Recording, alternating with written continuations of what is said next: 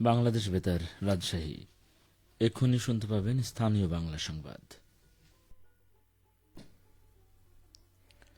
আসসালামু আলাইকুম। সন্ধে ৭টা। বাংলাদেশ বেতার, রাজশাহী। স্থানীয় সংবাদ পড়ছি মাসুম আখতারুজ্জামান অনিক।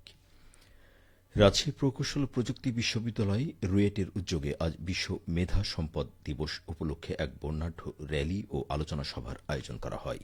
উপাচার্য অধ্যাপক ড এস এম আব্দুর রাজ্জাকের নেতৃত্বে র্যালিটি প্রশাসনিক ভবনের সামনে থেকে শুরু হয়ে ক্যাম্পাসের প্রধান প্রধান সড়ক প্রদক্ষিণ করে পুনরায় প্রশাসনিক ভবনের সামনে এসে শেষ হয়। র্যালিতে ভারপ্রাপ্ত রেজিস্ট্রার আরিফ আহমদ চৌধুরী সহ বিভিন্ন অনুষদের ডিন, সকল পরিচালক, বিভাগীয় প্রধান, দপ্তর শাখা প্রধান, শিক্ষক, শিক্ষার্থী, কর্মকর্তা ও কর্মচারীবৃন্দ প্রমুখ অংশগ্রহণ করেন। বিশ্ব মেধা সম্পদ দিবস উপলক্ষে উপাচার্য বলেন, মেধা সম্পদ বর্তমান বিশ্বে অর্থনৈতিক প্রবৃদ্ধি, সামাজিক উন্নয়ন এবং প্রযুক্তি নির্ভর জ্ঞানভিত্তিক সমাজ গঠনে অপরিহার্য একটি উপাদান। সকল সৃজনশীল শিল্পের মৌলিকত্ব ও উদ্ভাবন সংরক্ষণে মেধাস্বত্ব রক্ষা করা অত্যন্ত জরুরি। তিনি এ ধরনের আয়োজনের মাধ্যমে শিক্ষার্থীদের মধ্যে মেধা সম্পদ বিষয়ে সচেতনতা বৃদ্ধি এবং উদ্ভাবনী চিন্তাধারার বিকাশে উৎসাহ যোগানোর প্রত্যয় ব্যক্ত করেন। নিরাপদ মাংস ও দুগ্ধজাত পণ্যের বাজার উন্নয়নের লক্ষ্যে বগুড়ায় প্রাণিসম্পদ উন্নয়নে আঞ্চলিক কর্মশালা অনুষ্ঠিত হয়েছে। আজ বিকেলে শহরের বনানী এলাকায় অবস্থিত গ্রাম উন্নয়ন কর্মের হলরুমে এই অনুষ্ঠানে প্রধান অতিথি ছিলেন প্রাণিসম্পদ অধিদপ্তরের পরিচালক ড এ বি এম খালিদুজ্জামান। অনুষ্ঠানে সভাপতিত্ব করেন বেসরকারি উন্নয়ন সংস্থা গ্রাম উন্নয়ন কর্মের নির্বাহী পরিচালক ড খন্দকার আলমগীর হোসেন। বিশেষ অতিথি ছিলেন জেলা প্রাণী সম্পদ কর্মকর্তা ড আনিসুর রহমান। কর্মশালায় বিশেষজ্ঞ হিসেবে বাংলা গ্যাপ চালু বিষয়ক উপস্থাপনা দেন বাংলাদেশ কৃষি বিশ্ববিদ্যালয়ের অধ্যাপক ড আহসান কবির এবং পণ্যের সনদায়ন ও মাংস আমদানিতে নীতিমালা উন্নয়ন বিষয়ে প্রবন্ধ উপস্থাপন করেন রংপুরের মৎস্য প্রাণিসম্পদ দপ্তরের তথ্য কর্মকর্তা ড মোহাম্মদ জুবাইদুল কবির। অনুষ্ঠানে বক্তারা বলেন, প্রাণিসম্পদ খাতের টেকসই উন্নয়ন ও বাজার সম্প্রসারণে নিরলসভাবে কাজ করছে পিকেএসএফ এর আরএমটিপি প্রকল্প। গত ৩ বছরে বগুড়ায় প্রায় ২৭,০০০ উদ্যোক্তা তৈরি করেছে। Training on procurement including e-GP শীর্ষক ২ দিনব্যাপী প্রশিক্ষণ কর্মশালা আজ নাটোরে শেষ হয়েছে। স্থানীয় একটি কমিউনিটি সেন্টারে এই প্রশিক্ষণ কর্মশালার আয়োজন করেছে জেলা প্রাথমিক শিক্ষা অফিস।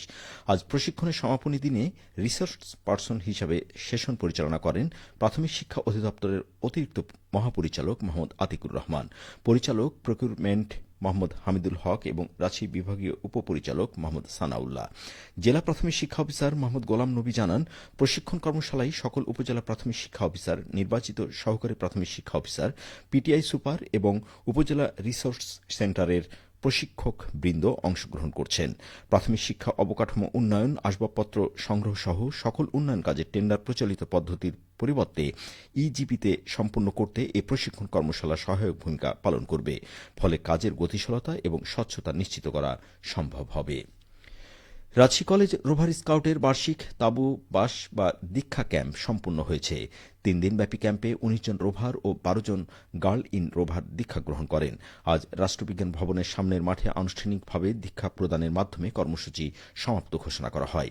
রাজশাহী কলেজ রোভার গ্রুপের সম্পাদক প্রফেসর ড হাসনা আরা বেগমের সভাপতিত্বে সমাপনী অনুষ্ঠানে প্রধান অতিথি ছিলেন রাজশাহী কলেজ অধ্যক্ষ, রোভার স্কাউটস গ্রুপের গ্রুপ সভাপতি প্রফেসর মোহাম্মদ জহুর আলী।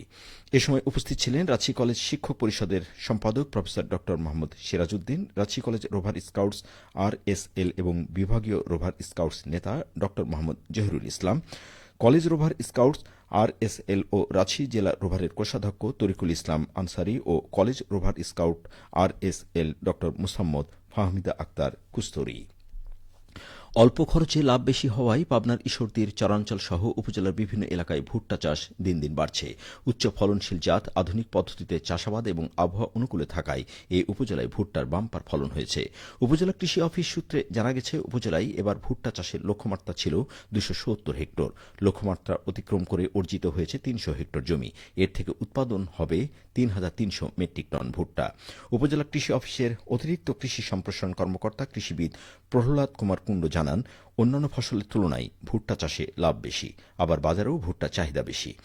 বিশেষ করে পোল্ট্রি শিল্পের কাঁচামাল হিসেবে ব্যবহার করা হয় ভুট্টা। এছাড়াও ভুট্টা বিদেশেও রপ্তানি হচ্ছে। ফলে কৃষক দাম ভালো পাওয়ায় দিন দিন বাড়ছে ভুট্টা চাষ। সবশেষে আবহাওয়া। আজ রাজশাহীতে সর্বোচ্চ তাপমাত্রা ছিল 38.3 ডিগ্রি এবং সর্বনিম্ন 27.8 ডিগ্রি সেলসিয়াস। সন্ধ্যে 6টায় বাতাসে আপেক্ষিক আর্দ্রতার পরিমাণ ছিল 51%। রাজশাহী ও পার্শ্ববর্তী এলাকায় আগামীকাল সূর্যোদয় ভোর 5টা 33 মিনিটে। সংবাদ শেষ হল। আমাদের পরবর্তী স্থানীয় সংবাদ প্রচারিত হবে আগামীকাল সকাল 8টা 10 মিনিটে।